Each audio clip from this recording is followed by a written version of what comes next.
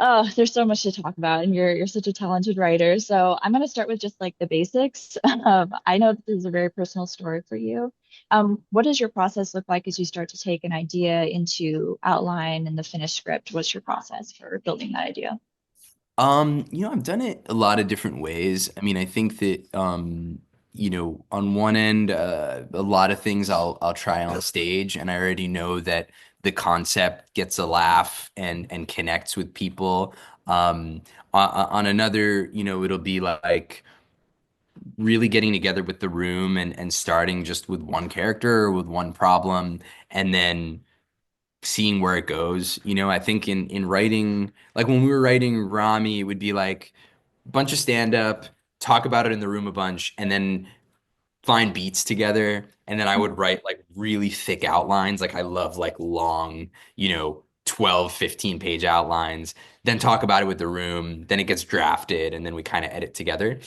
On this show, this was like way more of like a room heavy show too, in the sense that like um we were making this also while making Rami and while making Mo, and so there was kind of like a lot going on. And so I really leaned on Mona Shelaby and Pam Brady, as we would kind of find these initial drafts, and we would kind of take these stories and really flesh out each character's through line and figure out, well, what do we want to see them achieve in the season, and then where do we want to kind of have all these levers be pulled and dropped. And then this show too, though, I think we really emphasized, because it's animation, we got to emphasize bits even over arcs, which was really fun. And so it was just such a different experience for me. And then I think like so much found in the booth, right? And so much of just kind of getting through what the character actually sounds like, and then we pull out the script and like rewrite a bunch of stuff based on what we found with how the voice was working. And so it was such an interactive,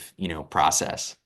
Yeah, I was going to ask if animation changed your approach to writing at all. I assume it's much more freeing in a lot of visual Yeah. ways. Yeah, and it's also you watch the animatic and then you're like, all right, like let's pull Final Draft back out because there's like all these pieces that, end up kind of moving and shifting, and so yeah, very just really fun. Yeah. Is character development very similar then in this process where you're sort of finding it in the performance, or how does character development work for you?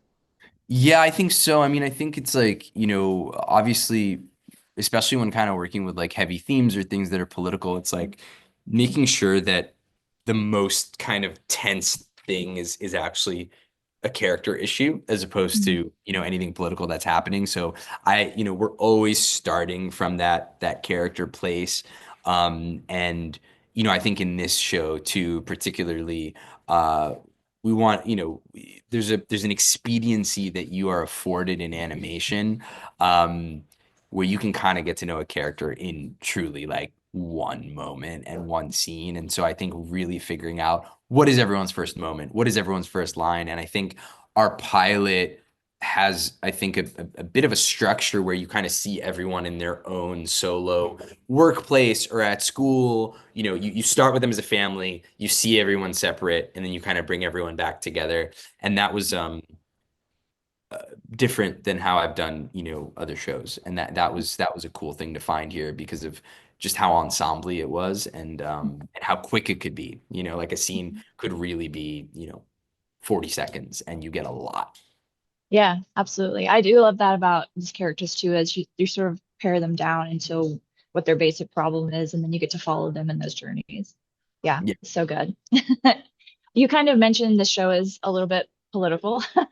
How do you find that balance in comedy and politics and sort of those heavier themes that you're exploring here? It really is about making sure that any kind of political element is secondary to the real kind of relatable, universal human stress. So it's really like, yeah, it's a character who's crushed by paying bills, or it's a character who's trying to figure out their romantic life, or it's a character who, feels incredibly insecure, and then the political thing happens, right? So it's like, and I think that's always for me, whether it's in stand up or whether, it's like anytime I'm just like leading, talking too much about the issue itself, it starts to feel like topical, and I think that's what late night shows are really good at, and I love that, as its own format. But I think there's then kind of this responsibility shifting into long form narrative to say, okay, like this isn't about shooting off a bunch of topical jokes. It's about um, getting to know a family. It's about getting to know a woman. It's about getting to know what she's going through, whatever it is. And then you get to throw in all those, pops and bits. But there's a hierarchy, of Mm. how you kind of approach it. Yeah, keeping it character focused. I think it's great advice to any Yeah. writer. Yeah.